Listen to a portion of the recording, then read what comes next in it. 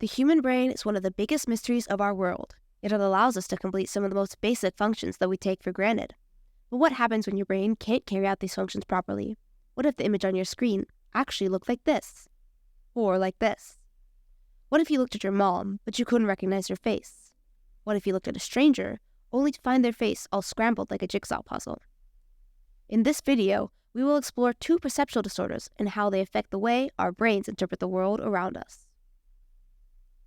Alice in Wonderland Syndrome, also known as Todd syndrome, affects 10 to 20% of the population, with well over 50% of cases being patients under 18 years of age.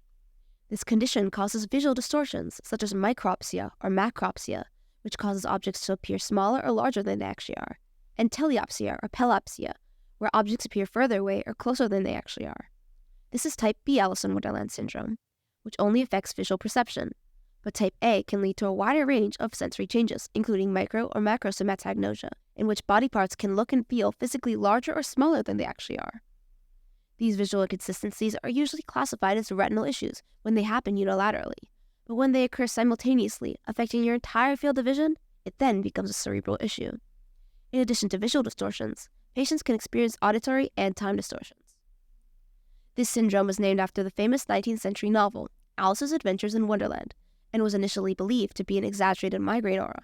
And as such, when the author, Lewis Carroll, wrote in his diaries that he suffered from migraines, there were speculations that he may have experienced these sensory distortions himself.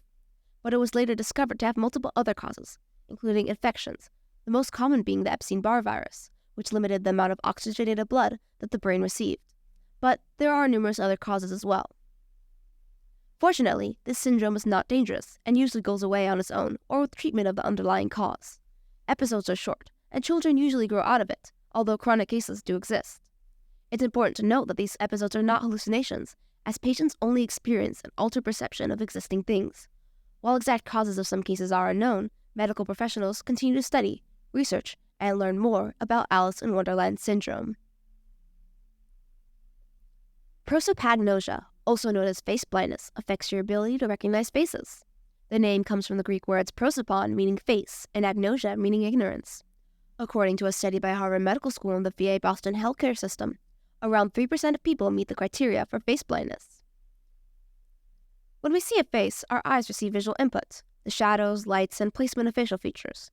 This information is sent to the occipital lobe via nerve tracts. The basic information is processed by the primary visual cortex. From there, the information can be transmitted to the rest of the brain through two primary pathways: the ventral stream, also known as the what pathway, or the dorsal stream, also known as the where pathway. In facial recognition, information is sent through the ventral stream to visual area 2 to be further processed. Eventually, the information is transmitted to the fusiform gyrus, located in the temporal lobe, and more specifically to the fusiform face area, where tiny facial details are read and analyzed. The information is then passed to the anterior temporal lobe, where the brain computes the information and tells you to whom this face belongs.